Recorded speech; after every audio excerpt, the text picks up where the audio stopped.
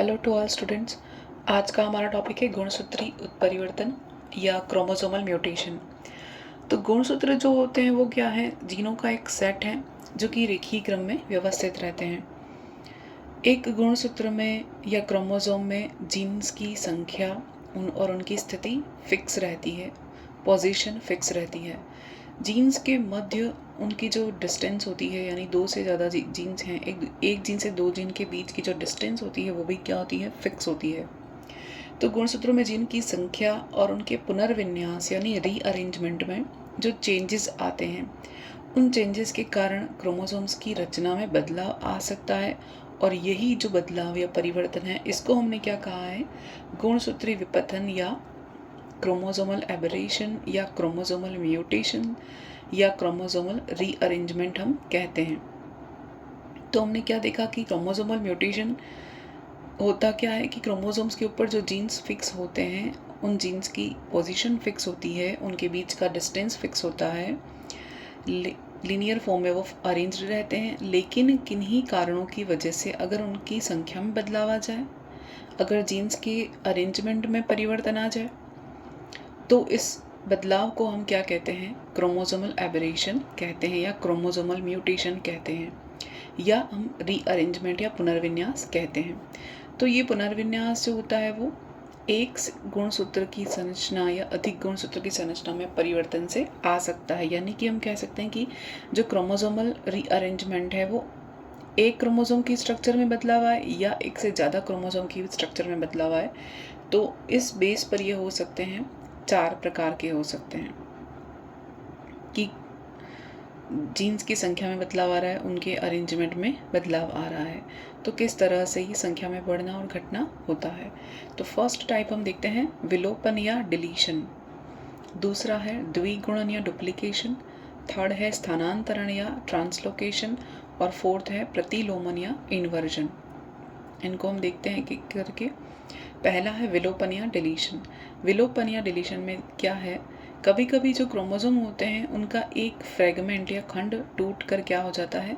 विलुप्त हो जाता है, गायब हो जाता है। और इसे हमने क्या बोला है? विलोपन या डेफिशिएंसी कहा है। क्या हो रहा है? क्रोमोसोम का एक फ्रेगमेंट या खंड टूट जाता है और गायब हो जाएगा, डीजनरेट या डिसइंटीग्रेट हो जाएगा। और जो टूटा हुआ खंड है उसकी लंबाई पर निर्भर करता है कि एक जीन की हानि हुई है या पूरे ग्रुप की। यानी वो फ्रेगमेंट जो गायब हुआ है, जो टूट के अलग हुआ है, वो डिपेंड करता है, उस फ्रेगमेंट की लंबाई पर डिपेंड करता है कि उस पर कितने जीन्स थे, फिक्स थे, जो कि फ्रेगमेंट के साथ गायब या डिसइंटीग्रेट हुए हैं।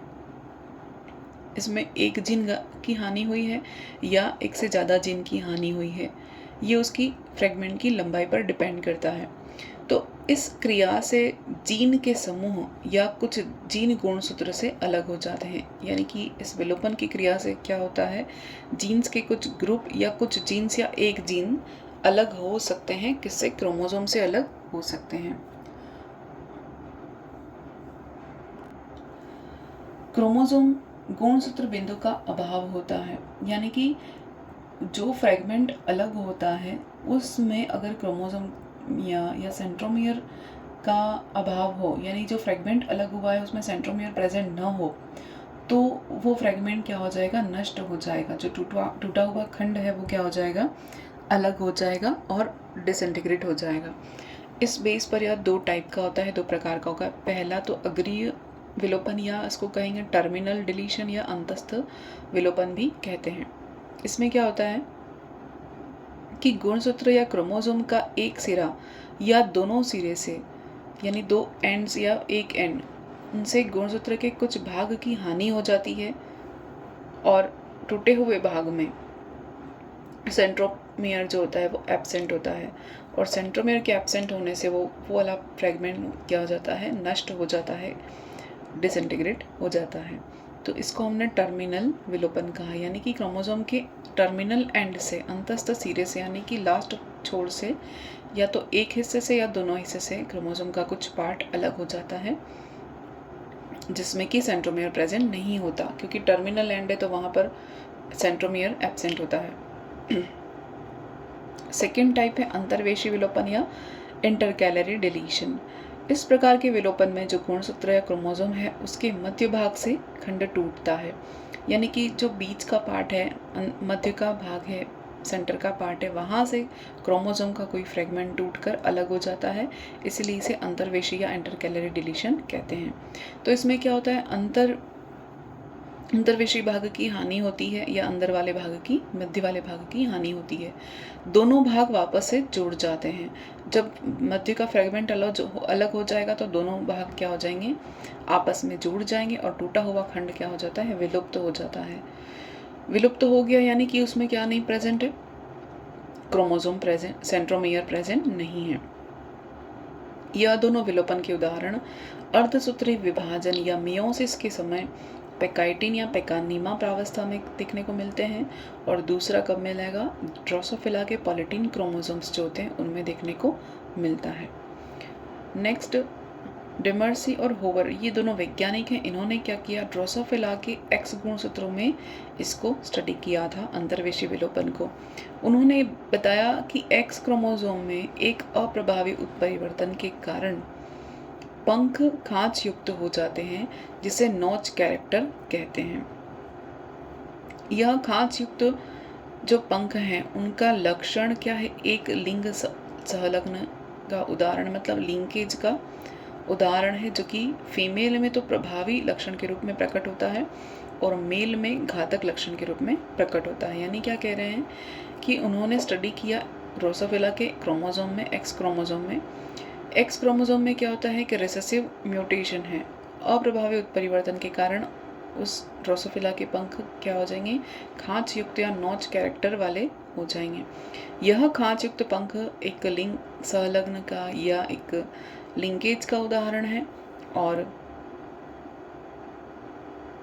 फीमेल में ये कैसा प्रभाव रहेगा,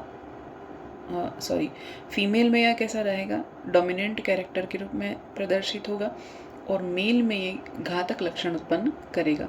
तो ये किसके एग्जाम्पल हैं, अंतर्वेशी विलोपन या इंटरकैलरी डिलीशन। नेक्स्ट, यहाँ हम देखते हैं कि जो फीमेल है वो क्या करेगी, इस लक्षण के लिए कैरियर का काम करेगी। हमने बताया कि ये डोमिनेंट कैरेक्टर बियर करती है फीमेल मादा। अगर खांच युक्त पंख और लाल आंख वाली ड्रोसोफिला को नॉर्मल पंख और सफ़ेद आंख वाली ड्रोसोफिला में के साथ हाइब्रिड कराया जाए तो F1 जनरेशन में क्या मिलेगा, सारे के सारे जो ड्रोसोफिला हैं वो कैसे उत्पन्न होंगे, सफ़ेद आंख और खांच युक्त पंख वाले ड्रोसोफिला उत्पन्न होंगे। यानी हम क्या कह रहे हैं कि अगर खांच युक्त पंख वाले और लाल आंख वाली ड्रोसोफिला को, ये फीमेल है, उसको हम नॉर्मल मेल यानी सामान्य पंख और सफ़ेद आंख वाली ड्रोसोफिला से क्रॉस कराते हैं तो F1 जनरेशन में हमें जो संतति मिलेगी वो हमें कैसे मिलेगी, ये गैमेट उत्पन्न होंगे, सफ़ेद आंख वाले और खांच युक्त पंख वाले ड्रोसोफिला उत्पन्न होंगे, और सफ़ेद आंख वाले जो होते हैं वो लाल रंग पर प्रभावी है, यानी कि वाइट आई डोमिनेंट कैरेक्टर है यहाँ पर और रेड आई रिसेसिव कैरेक्टर है। तो यहाँ पर हम गैमेट्स प्रोड्यूस करते हैं, ये खांच युक्त पंख और लाल आंख वाला, यहाँ से ये दो गैमेट मिले, और नॉर्मल विंग और वाइट आई यानी सामान्य पंख और सफ़ेद आंख वाला जो है कैरेक्टर, यहाँ पर हम इन दोनों के साथ क्रॉस कराते हैं तो हमें एक तो ऑफस्प्रिंग मिलेगी नॉच विंग्ड और वाइट आई यानी कि खांच युक्त पंख और सफ़ेद आंख वाला, दूसरा हमें मिलेगा सामान्य पंख वाले और लाल आंख वाले, जो तीसरा मिलेगा हमें उसका क्या हो जाएगा, ये घातक लक्षण उत्पन्न करेगा और ये क्या हो जाएगा, ये इसकी डेथ हो जाएगी, क्योंकि इसके पीछे हमने देखा था लिथल कैरेक्टर जनरेट करता है मेल में, और यहाँ पर नॉर्मल विंग और रेड आई वाले ड्रोसोफिला जनरेट होंगे। तो इस तरह से हमने क्या देखा कि अगर क्रॉस कराया जाए नॉच विंग यानी कि खांच युक्त पंख वाले और लाल आंख वाली फीमेल और नॉर्मल विंग और वाइट आई मेल, इन दोनों के बीच हमने क्रॉस कराकर देखा कि एक जो संतति है नर वो तो उसकी डेथ हो जाएगी। यहाँ पर वाइट आई नॉच विंग वाले यानी खांच युक्त पंख वाले, और यहाँ पर एक सामान्य पंख और लाल आँख वाले जनरेट होंगे। और एक कैसे जनरेट होंगे, नॉर्मल विंग और रेड आई। तो यहाँ पर हमने देखा कि सफ़ेद रंग जो है वो लाल रंग पर प्रभावी है आँखों का। तो विलोपन की ये जो फिनोमिना है, हमने इससे क्या देखा कि जो विलोपन जो है, विलोपित गुणसूत्र लंबे समय तक समान लक्षणों को वहन नहीं कर पाता, यानी कि जो डिलीटेड क्रोमोसोम है जिसमें कि उत्परिवर्तन हो चुका है, वो बहुत लंबे टाइम तक उस नॉर्मल कैरेक्टर को वहन नहीं करेगा। जैसे कि हम एक एग्जांपल और देखते हैं कि मनुष्यों में 5th क्रोमोसोम जो होता है उसकी अगर छोटी भुजा में विलोपन हो जाता है, तो इस कारण से 5वें गुणसूत्र की भुजा में डिलीशन अगर उत्परिवर्तन हो जाए तो उस कारण से क्राइडोचैट या कैटक्राइक सिंड्रोम होता है, जिसमें क्या होता है, इसका कैरेक्टर क्या है, इसमें जो बच्चा है वो बिल्ली के समान रोने लगता है और कुछ टाइम बाद उसकी डेथ हो जाती है, क्योंकि इनका जो हेड छोटा होता है, मानसिक मंदता पाई जाती है और अल्पायु होते हैं, यानी कि कम इनकी लाइफ होती है। तो ये भी एक डिलीशन का एग्जाम्पल है मनुष्य में, जिसे ड्रोसोफिला में देखा हमने। फिर इनके अलावा विषम युग्मजीय अवस्था में यानी कि हेट्रोजाइगस स्टेज में मियोसिस के समय या अर्धसूत्र विभाजन के समय विलोपित खंड है उसके पास लूप निर्मित होते हैं। यानी कि जब मियोसिस होगा हेट्रोजाइगस कंडीशन में, मियोसिस के टाइम पे जो विलोपित खंड यानी जो डिलीटेड हुआ है पार्ट, उस पर उसके पास क्या होंगे, ऐसे लूप फॉर्मेशन होते जाएंगे जो सामान्य गुणसूत्र के होते हैं, जैसे कि ड्रोसोफिला के पॉलीटिन क्रोमोसोम में देखा जा सकता है। पॉलीटिन क्रोमोसोम के बारे में हमें थोड़ा बहुत पता है, आगे भी देखेंगे। विलोपन में अन्य उत्परिवर्तनों के समान प्रतीप उत्परिवर्तन नहीं होता, यानी रिवर्स नहीं होता। जो डिलीट हो चुके हैं उस यानी कि उनमें कोई भी चेंजेस नहीं होगा, कोई मॉडिफिकेशन नहीं होगा, कोई रूपांतरण नहीं आएगा। और यह विषम युग्मजीय अवस्था में कैसा हो जाएगा, प्रभावी जीन विलोपित होने पर क्या होता है, अप्रभावी जीन अपना लक्षण प्रदर्शित करता है। यानी विलोपन में क्या होगा, दूसरे उत्परिवर्तनों के समय के समान रिवर्स नहीं हो जाएगा, यानी कि रीअरेंजमेंट जो था वो तो हो रहा है, लेकिन जो डिलीट हो गया पार्ट उसका तो लॉस हो जाएगा, क्योंकि वापस से रिवर्स नहीं होगा और नॉर्मल क्रोमोसोम में मॉडिफाई नहीं होते हैं। तो जो हेट्रोजाइगस अवस्था है उसमें अगर प्रभावी जीन की विलुप्ति हो जाती है, प्रभावी जीन या डोमिनेंट जीन जो है वो अगर डिलीट हो जाता है, तो वहाँ पर क्या करेगा, उस प्रभावी जीन के स्थान पर जो अप्रभावी जीन था, जो रिसेसिव जीन था, वो अपना लक्षण उत्पन्न करेगा।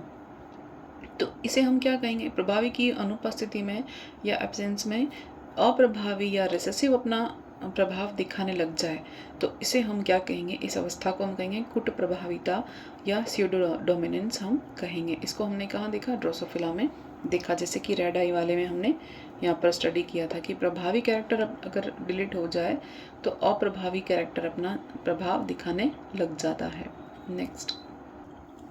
नेक्स्ट हम देखते हैं डुप्लीकेशन या द्विगुणन। ये जो फिनोमिनन होती है वो विलोपन की प्रक्रिया के अपोजिट होगी या विपरीत होगी। यानी विलोपन में डिलीशन हो रहा था और यहाँ पर क्या हो रहा है, उसका रिपीटेशन होगा।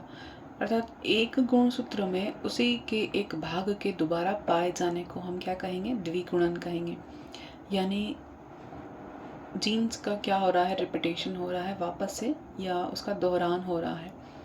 अर्धसूत्र विभाजन के दौरान अंतर विषय विलोपन द्वारा यानी जो इंटर कैलरी वाला पार्ट है वो डिलीट होगा और उस कारण अलग हुआ वाला जो फ्रेगमेंट या खंड है वो समजात क्रोमोसोम पर या होमोलोगस क्रोमोसोम पर लंबाई में किसी स्थान पर जुड़ जाएगा। जो बीच से टूट के अलग हुआ है वो गुणसूत्र पर किसी भी स्थान पर क्या हो जाएगा, जुड़ जाएगा। और इस प्रकार मियोसिस द्वारा बने कुछ युग्मकों में सामान्य जीन की तुलना में एक्स्ट्रा जीन की, अतिरिक्त जीन की उपस्थिति भी पाई गई है। यानी क्या हुआ है, इंटर कैलरी अगर डिलीशन होता है मियोसिस के दौरान तो वो पार्ट तो टूट गया, बीच वाला पार्ट टूट गया और उस क्रोमोसोम की लंबाई में कहीं पे भी अंतस्थ सिरे पर वो जाके क्या करेगा, या अंदर वाले भाग में ही वापस से क्या करेगा, जुड़ जाएगा। तो इस कारण से जो मेयोसिस के थ्रू गैमेट्स बने हैं, युग्मक बने हैं, उनमें क्या होगा, जो नॉर्मल जीन है उन नॉर्मल जीन की संख्या के अतिरिक्त उनमें एक्स्ट्रा जीन्स की संख्या भी पाई जाती है। और एक सामान्य गुणसूत्र में हम जैसे देख लेते हैं कि ABCDEFGH ये जीन का एक सीक्वेंस, हमने एक एग्जांपल देखा कि इस तरह से अगर जीन्स अरेंज हैं, तो यहाँ पर अगर द्विगुणन की घटना हम देखें, डुप्लीकेशन देखें, तो उसके द्वारा क्या देखा कि इसमें ABCDE और DE का वापस से यहाँ पर रिपीटेशन हो रहा है, यानी कि DEDE ये वाला फ्रेगमेंट टूटा है और वापस से ये इसी के पास आकर जुड़ जाता है। तो इस तरह से ये जीन्स पाए जा सकते हैं। यहाँ पर क्या हो रहा है, DE क्रोमोसोम 2 बार उपस्थित होते हैं और अतिरिक्त जीन जो होते हैं समजात गुणसूत्र में विलोपन द्वारा प्राप्त होते हैं। जैसे कि हम यहाँ देखते हैं ABC फ्रेगमेंट है, DE यहाँ पर अंतर्वैश्विक जो भाग है वो टूट के अलग हो गया, FGH, तो ये विलोपन होगा। यहाँ पे ये विलोपन का एग्जांपल देखते हैं कि ABCFGH यानी कि इस पार्ट का डिलीशन हो गया, डिलीशन हो गया। और इस वाले एग्जांपल में क्या देखें, ABCDEFG ये नॉर्मल है, लेकिन यहाँ पर कौन सी प्रक्रिया होगी, द्विगुणन की प्रक्रिया होगी। और यहाँ पर ABCDE और DE ये रिपीटेशन हो रहा है, वापस से यहाँ फ्रेगमेंट आकर जुड़ गया टूटकर, तो ये द्विगुणन का एग्जाम्पल है।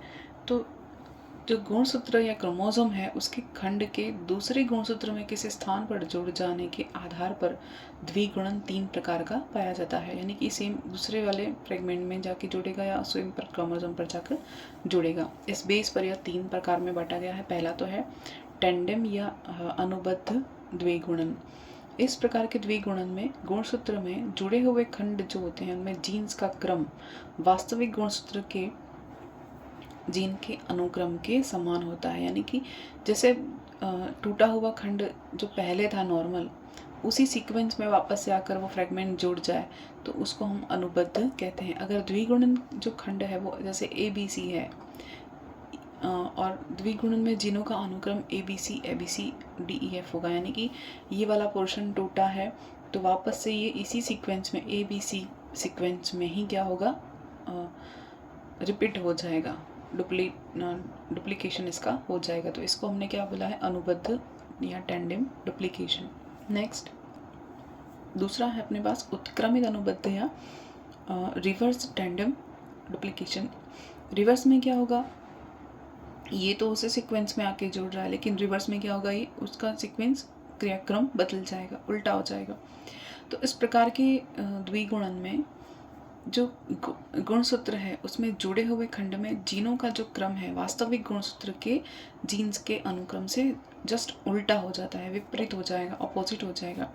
तो ये जो द्विगुणित खंड है ABC सपोज है, तो उस उत्क्रमित अनुबद्ध द्विगुणन में क्या होगा, यानी कि जो रिवर्स हो रहा है यहाँ पर वो जीन्स का क्रम उलट जाएगा। जैसे ABC, तो इसको उल्टा करेंगे तो CBA, यह रिवर्स हो गया, ये वाला पोर्शन क्या हो गया, रिवर्स हो गया, उल्टा हो गया, और आगे वाला सीक्वेंस सेम रहता है। तो यहाँ पर ये देखते हैं रिपीटेशन तो हो रहा है, द्विगुणन तो हो रहा है, लेकिन क्रम बदल गया, उल्टा हो गया, इसलिए इसको उत्क्रमित या रिवर्स टेंडेम डुप्लीकेशन कहा। नेक्स्ट विस्थापन या डिस्प्लेस्ड डुप्लीकेशन।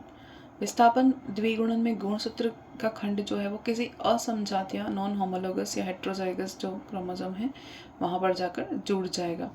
जैसे कि एग्जांपल देखते हैं कि LMNOPQR क्रोमोसोम है और जीन्स हैं, यहाँ पर द्विगुणन तो होगा लेकिन विस्थापित होगा, तो LMN और यह किसी अदर क्रोमोसोम का पार्ट आकर यहाँ पर जुड़ गया है, तो इसको डिस्प्लेसमेंट इसलिए कहा है। विस्थापित हो गया है, अपने पार्ट से जाकर किसी और क्रोमोसोम पर जाकर लग गया, तो इसको हमने क्या बोला, यहाँ पर ABC वाला फ्रेगमेंट आकर जुड़ गया, तो इसको हमने क्या बोला है, डिस्प्लेसमेंट डुप्लीकेशन कहा। नेक्स्ट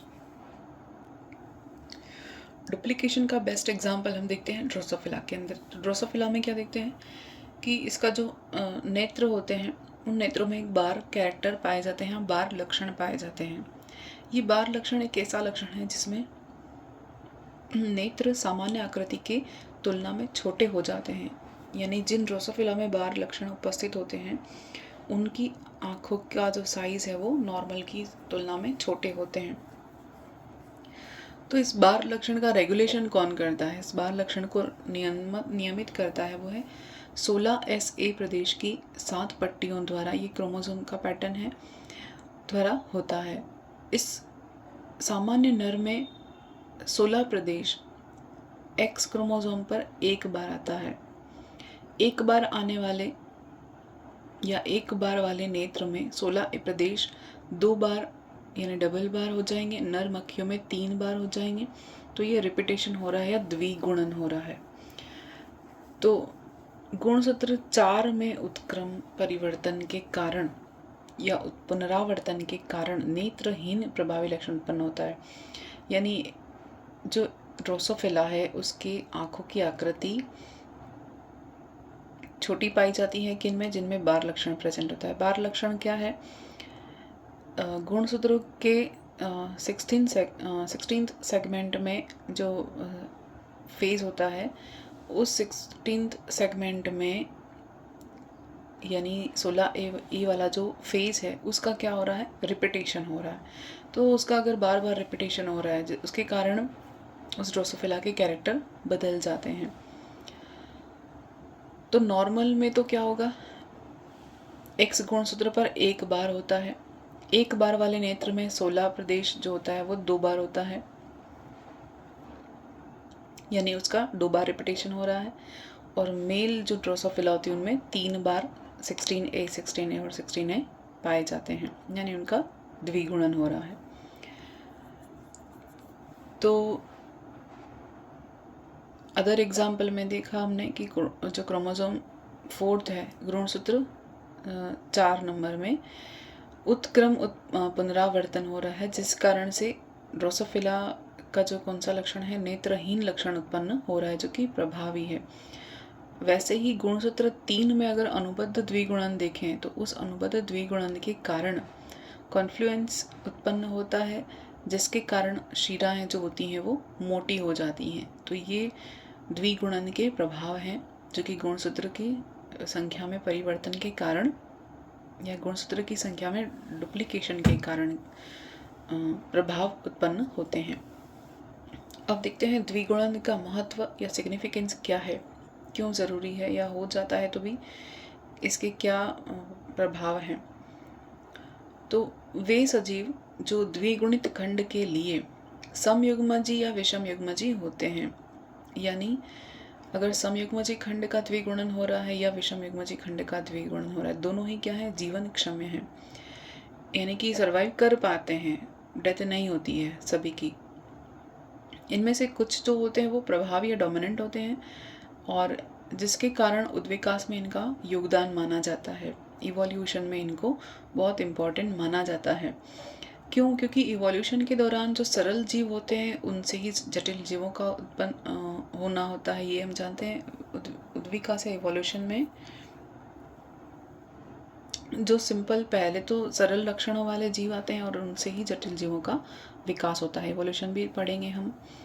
और डुप्लीकेशन या द्विगुणन के कारण क्या हो रहा है कि जीन की संख्या में वृद्धि हो जाती है, और उस द्विगुणन से जो परिवर्तन आए हैं, यानी एक्स्ट्रा क्रोमोसोम या एक्स्ट्रा जीन के लगने से, आने से, या उसका रिपीटेशन होने से जो परिवर्तन आ रहे हैं या चेंजेस आ रहे हैं, उन चेंजेस के लिए जो क्रोमोसोम है या जीन म्यूटेशन है वो वेरिएशन के लिए एक रॉ मटेरियल या कच्चे पदार्थ का कार्य करते हैं। मतलब उत्परिवर्तन के लिए या उत्परिवर्तन से आने वाले वेरिएशन के लिए, विभिन्नताओं के लिए, जो कि इवोल्यूशन के लिए आवश्यक है, उसके लिए द्विगुणन क्या करेगा? एक रॉ मटेरियल, एक बेस का काम करेगा, एक आधार का काम करेगा या कच्चे पदार्थ का काम करेगा। तो इस कारण से उसमें से हो सकता है कुछ सर्वाइव करें जीव और कुछ ना करें, क्योंकि क्रोमोसोम उत्परिवर्तन हमेशा लाभकारी नहीं होता और हमेशा हानिकारक भी नहीं होता है। तो प्रारंभ में क्या होगा? ये एक दूसरे के समान होते हैं, लेकिन धीरे धीरे धीरे इनमें बहुत सारे बदलाव आते जाते हैं। उत्परिवर्तन के कारण जीवों में बहुत सारे, या जीन्स के सीक्वेंस में बदलाव के कारण जीवों के लक्षण में बदलाव आते जाते हैं। नेक्स्ट हम देखते हैं ट्रांसलोकेशन या स्थानांतरण। ट्रांसलोकेशन या स्थानांतरण में क्या है? इनमें गुणसूत्र का कोई एक टुकड़ा टूटकर अन्य समजात गुणसूत्र से जुड़ जाता है। सबसे पहले हमने डिलीशन देखा था, सेकेंड टाइप हमने देखा था डुप्लीकेशन, और अभी हम देख रहे हैं ट्रांसलोकेशन या स्थानांतरण। इनमें क्या है कि क्रोमोसोम का कोई एक पार्ट है वो टूट के अलग हो जाएगा और दूसरे होमोलोगस क्रोमोसोम से जुड़ जाता है। टूट कर अलग होना और किसी और स्थान पर जाकर जुड़ जाना, ये व्युत्क्रमित होता है, यानी रिवर्सेबल भी हो सकता है। इसलिए इस प्रकार के जो स्थानांतरण को हम क्या कहते हैं, खंडीय विनिमय कहते हैं, यानी क्रोमोसोमल एक्सचेंज हो रहा है। तो ये एक्सचेंज अगर दोनों गुणसूत्रों के मध्य हो या एक गुणसूत्र के मध्य हो, ये देखते हैं। यह असमजातीय गुणसूत्रों के मध्य यानी कि नॉन होमोलोगस क्रोमोसोम के मध्य गुणसूत्र टुकड़ों का आदान प्रदान हो सकता है, यानी कि दो क्रोमोसोम के बीच में आपस में लेना देना हो सकता है कि एक का टुकड़ा टूटकर दूसरे के पास चला जाए और दूसरे का टुकड़ा टूटकर पहले वाले के पास चला जाए। तो ये इसको हम क्या कहेंगे, द्विपार्श्विक या बाइलेटरल कहेंगे। तो ऐसा ज़रूरी नहीं है, कभी कभी एक पार्श्विक भी हो सकता है, यानी कि एक क्रोमोसोम का एक्सचेंज हो, दूसरा पार्टिसिपेट न करे, ये भी हो सकता है, यानी दूसरा पोर्शन उसका पार्टिसिपेट ना करे क्रोमोसोम का।